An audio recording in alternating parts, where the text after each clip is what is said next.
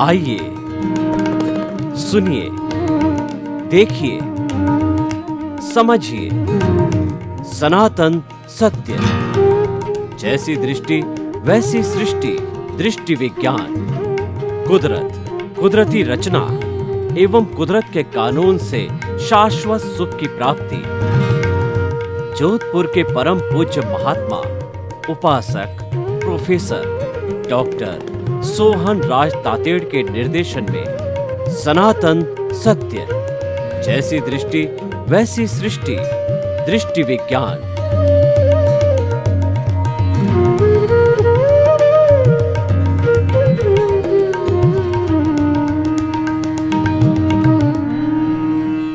भाई और बहनों, मातृशक्ति को नमन। आज का हमारा अति उत्तम विषय निंदक निहारे राखिए। पूरा दोहा इस प्रकार है कि निंदक निहारे राखिए और आंगन कुटी सुवाए। सार सार को गही रहे और थोथा दे उड़ाए। यानी कि जो हमारा आलोचक है, जो हमारा निंदक है, उसको दूर नहीं रखना चाहिए, क्योंकि निंदक जो है हमारे पास रहता तो हमारी गलती निकालता है, हमारा शुद्धिकरण करना है।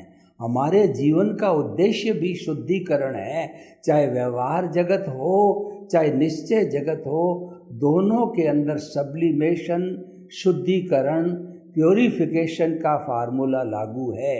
हमारे व्यवहार जगत के अंदर जो बुराइयां हैं उनका प्योरिफिकेशन करना है, और निश्चय जगत के अंदर हमारी आत्मा के साथ जो अज्ञान जुड़ा हुआ है उसको इरेज करना है, उसका प्योरिफिकेशन करना है, उसको आत्मा से हटाना है। दोनों जगत का उद्देश्य एक ही है, और वह उद्देश्य हमारा निंदक पूरा करता है। कोई अगर सारे लोग हमारी प्रशंसा करने के लिए लग जाए तो फिर हम क्या है कि अपने रास्ते से भटक जाएंगे। और कई लोग तो ऐसे होते हैं कि वो तानाशाह भी बन जाते हैं, उनका विरोध नहीं होता है। हमारी देखिए, ये जो प्रजातंत्र प्रणाली है उसके अंदर पक्ष और विपक्ष दो बनते हैं। तो पक्ष है अगर 55% है तो विपक्ष को भी 45% होना चाहिए, तभी सशक्त प्रजातंत्र चलता है। क्योंकि विपक्ष है, पक्ष अगर कोई गलती करेगा तो विपक्ष तुरंत जो है उसकी शिकायत करेगा, उसका विरोध करेगा, तो जो सत्ता पक्ष है उसको सही काम करना पड़ेगा। इसीलिए संतुलन का रास्ता है। निंदक जो है हमारा संतुलन करता है। जैसे कि कड़वी दवा होती है वो हमारी बीमारी को ठीक करती है, तो ठीक उसी तरीके से निंदक भी हमारे जीवन, हमारी बुराइयां और हमारे में जो कमियां हैं उसका शुद्धिकरण करता है। To err is human. व्यक्ति गलती का पुतला है, जो गलती करता है और उसका प्रायश्चित करता है, उसमें सुधार करता है, उसकी आलोचना करता है, उसका प्रतिक्रमण करता है, वह इंसान है। और जो गलती नहीं करता है वह देव है। और जो बार बार इंटेंशनली गलती करता रहे, अपना सुधार ही नहीं करे, तो वह पशुवत होता है। तो इसीलिए इंसान होने के नाते हमारे पास में निंदक रहना चाहिए। और निंदक जो है वो समालोचक होना चाहिए। देखिए, दो तरह की भावना होती है, एक तो मतभेद होता है, एक मनोभेद होता है। मतभेद का संबंध विचारों से है। किसी के मुंडे मुंडे मतिर भिन्ना, हर व्यक्ति के विचार अलग अलग होते हैं। ये जरूरी नहीं है कि सबके विचार एक हो जावे।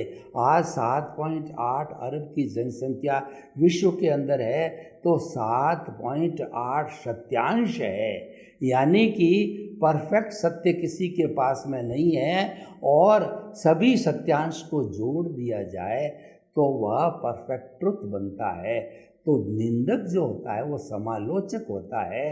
तो वो हमारी उन्नति के लिए, हमको सुधारने के लिए, हमारा शुद्धिकरण करने के लिए, और हम गलतियां करते नहीं जाएं, उसके लिए वो आलोचना करता है।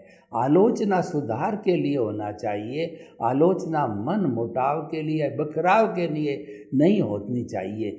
कुछ व्यक्ति ऐसे होते हैं कि वो जो है उस व्यक्ति को समाप्त करना चाहते हैं, ये व्यक्ति रोड़ा है, इसको यहाँ से हटा दिया जाए।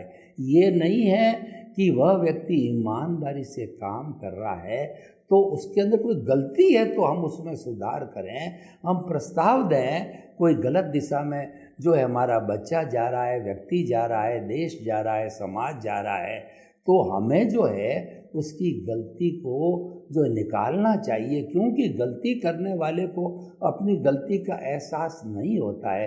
तभी हमारे समाज में कहा गया है कि अंगुली निर्देश करने वाले होने चाहिए, यानी वो जो है गलती निकालने वाले होने चाहिए, समालोचक होने चाहिए। तो निंदक को मैं दूसरे शब्दों में कहूँगा कि वो समालोचक का कार्य करना चाहिए। मात्र विरोध करने की दृष्टि से, या किसी को हतोत्साहित करने की दृष्टि से, या किसी को बिगाड़ने की दृष्टि से, या किसी को समाप्त करने की दृष्टि से निंदा नहीं की जानी चाहिए। और देखिए, निंदा जो है एक बहुत बड़ा कर्म बंधन का कारण है। ये नेगेटिव थॉट्स है। निंदा करने वाला व्यक्ति कभी भी अपने जीवन में न तो सफल हो सकता है, न सुखी हो सकता है, क्योंकि वो नेगेटिविटी से भर जाता है। जो व्यक्ति नेगेटिव थॉट्स वाला होता है वो व्यक्ति दुखी होता है, और एक दुखी व्यक्ति किसी को सुख नहीं दे सकता है। दूसरे को सुख देने के लिए स्वयं को सुखी होना पड़ेगा। दुखी व्यक्ति दूसरे को दुखी करेगा, वो कभी भी सुखी नहीं कर सकता है। इसीलिए निंदक का हमारे जीवन के अंदर बहुत बड़ा महत्व है। अब देखिए, ये सारी बातें हमने व्यवहार जगत की। अब हम निश्चय जगत के अंदर जाते हैं, तो निश्चय जगत के अंदर हमारे पूरा जो है अज्ञान भरा पड़ा है। वो अज्ञान जो है हमको भाव भवांतर के अंदर घुमाता है, और असंख्य अनंत काल से जो है हम इस 84 लाख जीवा योनि के चक्कर लगा रहे हैं, क्योंकि अज्ञान जो है कभी घटता है और बढ़ता है। वो अज्ञान क्या है? वो अज्ञान है मिथ्या ज्ञान, मिथ्या दर्शन और मोहनीय कर्म। मोहनीय कर्म 8 कर्मों में से राजा है। 4 तरह के जो घाती कर्म हैं, ज्ञानावर्णीय कर्म, दर्शनावर्णीय कर्म, मोहनीय कर्म और अंतराय कर्म। जो ज्ञानावर्णीय कर्म है वो हमारे को अपने अस्तित्व का ज्ञान नहीं होने देता है कि मैं कौन हूँ। वह तो जो है शरीर को ही मैं मानने लग जाता है। और दर्शनावर्णीय कर्म ये है कि इस कुदरत का संचालन व्यवस्थित शक्ति है, इस पूरे ब्रह्मांड का संचालन करने वाली कुदरत है, लेकिन मिथ्या दर्शन के हिसाब से वो मान बैठता है कि ये जो मेरा शरीर है, मेरे रिश्ते हैं, नाते हैं, मेरे पद है, प्रतिष्ठा है, मेरा धन है, दौलत है, मेरी जो पूरी परिधि है, उसका संचालक मैं स्वयं हूँ। तो ऐसा ये मिथ्या दर्शन हो जाता है।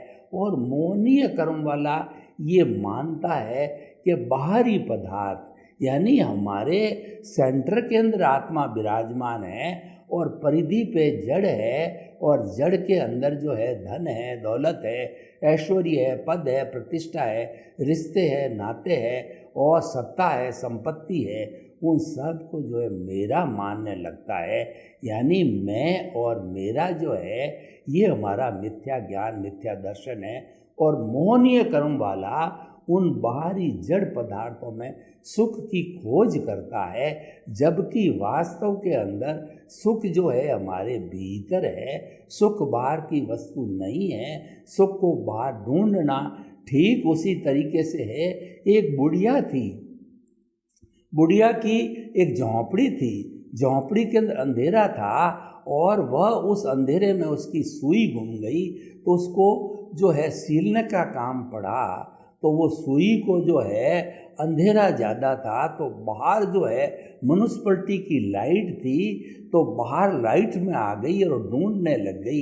एक युवक वहाँ से गुजरा कि माई माई क्या कर रही हो, कि मेरी सुई गुम गई है, वह मैं देख रही हूँ। तो सुई कहाँ पर गुमी, कि वो बोली, बुढ़िया बोली, सुई मेरी झोंपड़ी के अंदर घूमी, तो तुम अंदर क्यों नहीं देखती है, बाहर क्यों ढूंढ रही हो। तो उसने जो है ये कहा कि अंदर अंधेरा है और बाहर लाइट है जब देख रही, यानी कि ये हमारी मृग तृष्णा है, ये हमारा जो है वो मोहनीय कर्म है।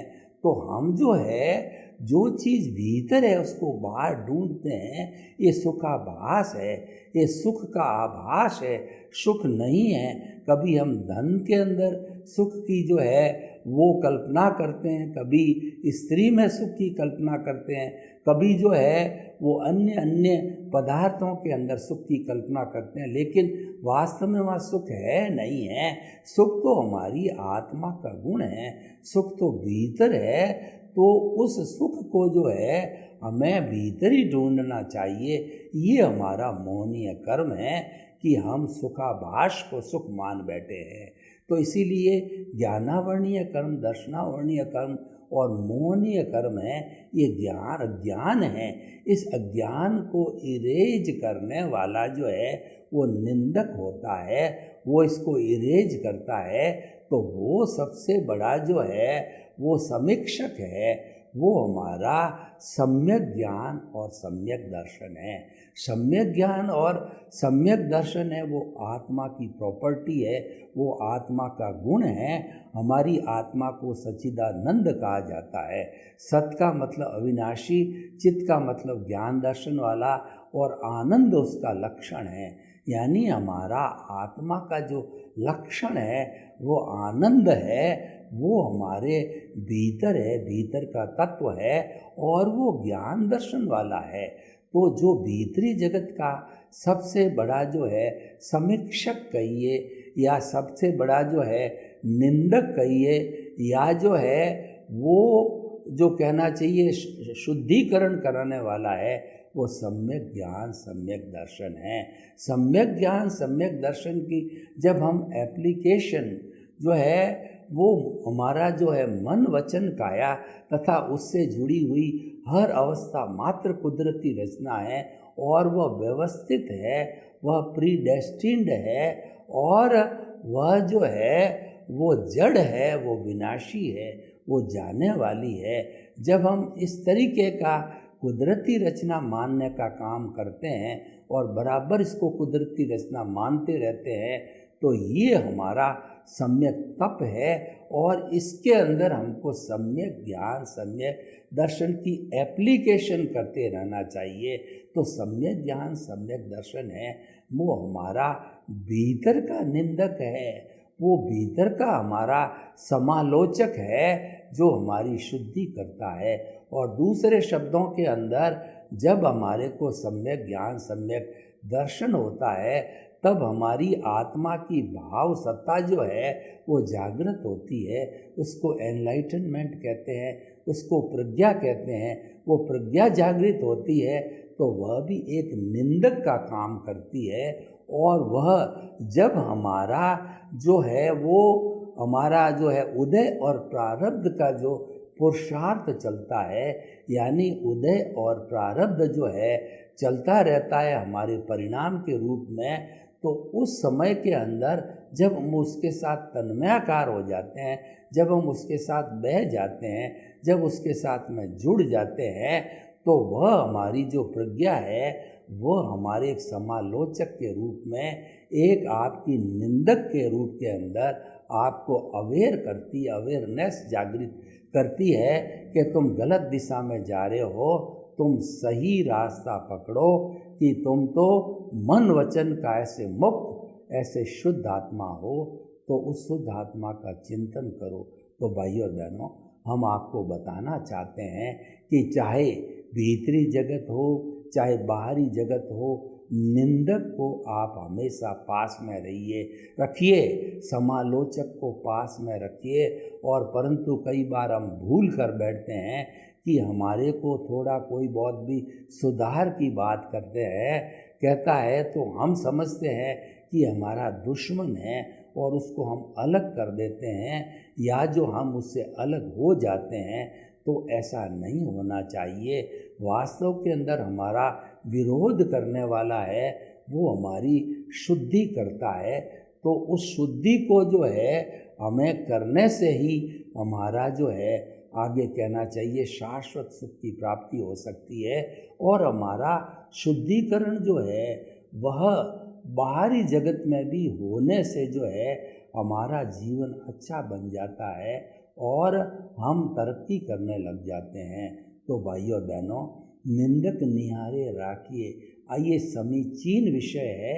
इस विषय पर हर व्यक्ति को जो है वो पालन करना चाहिए। एक दूसरा दृष्टिकोण में आपको और बताता हूँ कि हमारे 4 तरह के जो भाव है वो भी हमारे समालोचक होते हैं, जिसको हम कहते हैं निमित्त, निर्दोष, अकर्ता और शुद्ध आत्मा। जो मोहनीय कर्म है उसको ढीला करने के लिए और उसको जो है वो जो कहना चाहिए कि उसको जो है वो क्षीण करने के लिए हमारे निमित्त भाव से काम करना चाहिए।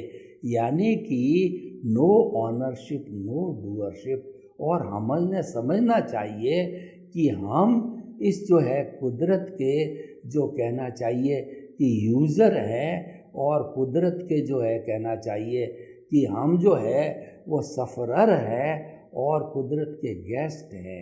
ऐसा समझने से हम निमित्त भाव से रहेंगे और जब जब निमित्त भाव से हम काम करते रहेंगे तो धीरे धीरे हमारा शुद्धिकरण होते होते वो जो है ये निमित्त भाव हमारा समालोचक है, ये हमारा एक निंदक के रूप में कार्य करता है। तो ये जब पैदा हो जाता है, प्रादुर्भाव इसका हो जाता है, तो होने पर जो है हमको सारी दुनिया धीरे धीरे निर्दोष नज़र आती है। हम किसी को दोषी नहीं देखते हैं। तो ये जो दोष है हमारा, ये हमारे भीतर है, ये हमारे कर्मों के अंदर दोष है। इस दुनिया के अंदर कोई भी दोषी नहीं है। सारे जो दुनिया है ये वीतराग है, तो सारा दोष कर्मों का है। और कबीरदास जी ने भी बहुत सुंदर कहा कि कबीरदास जी को एक बार लगा कि मैं जो है वो देखूं कि दुनिया में बुरे लोग कितने हैं। तो उन्होंने पेपर लिया, पेन लिया और वह जो है वो सुबह से शाम घूमते रहे, तो उनको एक भी व्यक्ति जो बुरा नहीं मिला। तब उन्होंने एक दोहा रचा कि बुरा जो देखन मैं चला, बुरा न मिलिया कोय, जो दिल खोजा आप ना और मुझसे बुरा न कोय। यानी कि इस दुनिया के अंदर बुरा कोई नहीं है, बुरे हमारे कर्म हैं और जो है हमें किसी को दोषी नहीं देखना है, यानी दुनिया को निर्दोष देखना है। ये निर्दोष दृष्टि कब आती है कि जब हम निमित्त भाव से काम करते हैं। तो निमित्त, निर्दोष, अकर्ता और शुद्ध आत्मा जो है ये जो है चारों ही जो है हमारा एक तरीके से निंदक का, सुधारक का और इम्प्रूवमेंट करने का काम करते हैं। तो हमें जो है वो जब हम निमित्त भाव से चलते हैं तो उसके साथ साथ में निर्दोष दृष्टि आती है और हम स्वयं अपने आप को अकर्ता समझते हैं, दुनिया के समस्त जीवों को अकर्ता समझते हैं और सारी सृष्टि के सभी लोग अकर्ता है। कर्ता तो केवल कुदरत ही है और व्यवस्थित शक्ति करता है। तो निमित्त, निर्दोष, अकर्ता, जब ये तीनों क्वालिटीज़ हमारे में डेवलपमेंट हो जाती है तो हमारे सामने जो कोई भी व्यक्ति आता है या कोई भी प्राणी आता है तो उसके भीतर हम शुद्ध आत्मा परमात्मा के दर्शन करते हैं, आत्मतुलावत रहते हैं। क्योंकि जो है ये हमारे सारा जो है ये जीवन का एक क्रम है। तो भाई और बहनों, निंदक निहारे राखिए और आंगन कुटी सुहाए, यानी कि हमेशा अपने विरोधी को कभी भी दबाने की कोशिश नहीं करनी चाहिए और ये समझना चाहिए कि ये मेरा कुछ न कुछ भला करने वाला है और उसकी बात को भी जो है गहराई से समझना चाहिए और जो कमी बताई जा रही है उसमें सुधार करना चाहिए, क्योंकि चापलूसी करने वाले लोग तो बहुत मिल जाते हैं लेकिन जो है कमी बताने वाले लोग कम मिलते हैं। तो कमी बताने वाले लोग होते हैं वो समालोचक होते हैं। निंदक को पॉजिटिव रूप के अंदर लेना चाहिए। निंदक व्यक्ति होता है वो मनोभेद वाला नहीं होना चाहिए, मतभेद वाला होना चाहिए। मतभेद का अर्थ है कि वो हमारी गलती को बताए कि हम कहाँ गलती करते हैं, वो हमारा अंगुली निर्देश करे और हमारे में जो कमियां हैं उस कमियों को बतावे और हमको भी उसको पॉजिटिव वे के अंदर लेना चाहिए। जब हम पॉजिटिव वे के अंदर लेते हैं तो वो जो है हमारी कमी निकल जाती है, हम शुद्ध हो जाते हैं और दिनों दिन इम्प्रूवमेंट करने लगते हैं। तो भाइयों बहनों, हमारे वर्तमान के जीवन को, हमारे सांसारिक जीवन को और हमारे व्यवहार जगत को अच्छा बनाना है तो आप निंदक को कभी भी आपसे अलग मत करिए। यानी जो आपका आलोचक है, समालोचक है, उसको अलग नहीं करना चाहिए। उसको अलग करेंगे तो वह जो है हमारी कमियां हमारे भीतर बढ़ती जाएगी और वो कमियां हैं धीरे धीरे बढ़ते बढ़ते जो है हमें उस स्तर पर पहुंच जाएगी कि हम जो है तानाशाह भी बन सकते हैं। तो इसीलिए हम आपको ये बताना चाहते हैं कि जो है ये हमारा जो कुछ भी जो क्रम है वो निंदक निहारे राखी आज का जो है समालोचक का जीवन है। तो ये जीवन जो है हमें अच्छी तरह से जो है जीना चाहिए। और हम आपको ये बता देना चाहते हैं कि जो निंदक होता है वो हमारा भला करने वाला होता है, वो हमारा कभी भी बुरा चिंतक नहीं होता है। जो मनोभेद वाला होता है वह व्यक्ति बुरा होता है। मनोभेद वाले व्यक्ति से संपर्क नहीं रखना चाहिए, लेकिन जो मतभेद वाला व्यक्ति है उसकी बात को सुनना चाहिए, समझना चाहिए और इम्प्रूवमेंट करना चाहिए। तो हमने हमारी प्रज्ञा को लिया, हमारे सम्यक ज्ञान दर्शन को लिया और उसके बाद में निमित्त निर्दोष अकर्ता और शुद्ध आत्मा, इन चार जो है फैक्टर्स को लिया। तो इन सब को मध्य नज़र रखते हुए ये हमारे एक समालोचक का कार्य करते हैं और ये हमारे सिस्टम को, बाहरी जगत को और भीतरी जगत को बहुत ही सुंदर बनाते हैं। तो हमें इसका उपयोग करते रहना चाहिए। भाइयों बहनों, हमें जो है जीवन के हर क्षण के अंदर सुधार की गुंजाइश रखनी चाहिए, सुधार करते रहना चाहिए। और ये सुधार जब धीरे धीरे चरम सीमा पर पहुंच जाता है तो हमारा जो जीवन है वह पवित्र बन जाता है। और इसी तरीके से हमारे भीतरी जगत में भी देखिए कि सम्यक ज्ञान, सम्यक दर्शन जो है जब पुष्ट होने लगता है और उसकी तरक्की होने लगती है, उसका इम्प्रूवमेंट होने लगता है। तो इम्प्रूवमेंट होते होते, इम्प्रूवमेंट होता कब है? वो तब होता है जब हम हमारे जन्म से मृत्यु तक, सुबह से शाम तक हमारे कोई भी घटना जीवन में घटित होती है उसको कुदरती रचना मानना चाहिए। यानी मन वचन काया को कुदरती रचना मानते जाओगे तो ये सम्यक तप हो जाएगा और ये सम्यक तप ही वास्तव के अंदर ये सम्यक चरित्र को प्राप्त करता है।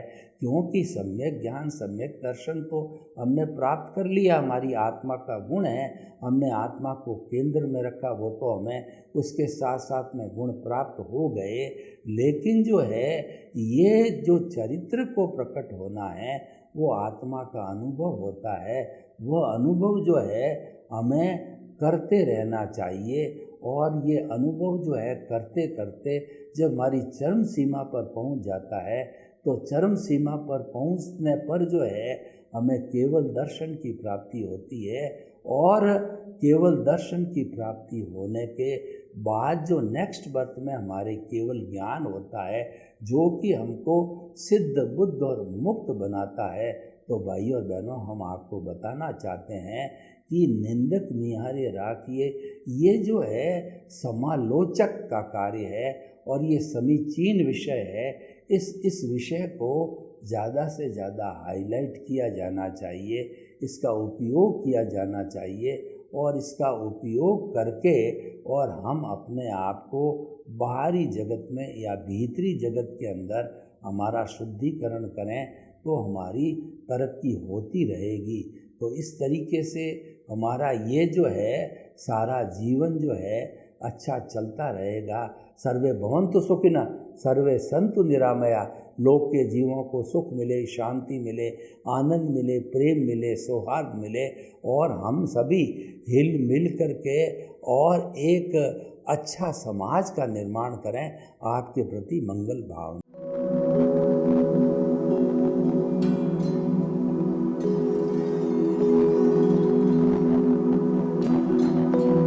एक ऐसा अंतर्राष्ट्रीय ख्याति प्राप्त मानव जो गुरु प्रेरणा से पिछले 20 वर्षों से वानप्रस्थ जीवन जीते हुए 24 घंटे मानवता की सेवा में संलग्न है। एक ऐसा मानव जो अभी राष्ट्रीय, अंतर्राष्ट्रीय टीवी चैनलों पर 7,500 एपिसोड के माध्यम से सनातन सत्य, आत्मविज्ञान एवं पुनरुत्थान व्यवहार एवं निश्चय जगत के जीवनोपयोगी विषयों पर हृदय स्पर्शी प्रवचन कर चुका है। उस मानव का नाम है महात्मा उपासक प्रोफेसर डॉक्टर सोहन राज तातेड़। प्रोफेसर तातेड़ द्वारा योग, दर्शन, शिक्षा विषयों पर रचित पीएचडी स्तर के 250 शोध ग्रंथ भारत के 100 प्रतिष्ठित विश्वविद्यालयों में शोधार्थी पढ़ रहे हैं तथा वे सभी शोध ग्रंथ वहां की सेंट्रल लाइब्रेरियों में उपलब्ध हैं। महात्मा सोहन राज ने अभी तक हजारों स्कूलों, कॉलेजों, विश्वविद्यालयों एवं संस्थाओं में सेमिनार, वर्कशॉप, कैंप लगाकर लाखों विद्यार्थियों को योग, दर्शन, शिक्षा का प्रशिक्षण देकर उन्हें सुसंस्कारित किया। डॉक्टर तातेड़ ने भारतीय संस्कृति उत्थान के 4000 से अधिक समसामयिक विषयों पर आर्टिकल लिखकर ऑनलाइन जर्नल, पत्रिकाओं, वेबसाइट्स पर प्रकाशित किया, जिसका उपयोग लाखों पाठक कर रहे हैं। उपासक तातेड़ के 5000 से अधिक आज का सुविचार, आज का शुभ संदेश, आज का मंगल भावना योग आदि चिंतन websites, Twitter, blogger, Facebook, YouTube माध्यमों से लाखों लोग अपना जीवन निर्माण कर रहे हैं। मानवता के मसीहा ऐसे महामानव महात्मा सोहन राज तातेड़ के प्रोफाइल को अभी तक विश्व के 20 लाख दर्शक यूट्यूब पर, 12 लाख गूगल पर एवं लाखों दर्शक फेसबुक, ब्लॉगर, ट्विटर और इंस्टाग्राम पर देख चुके हैं।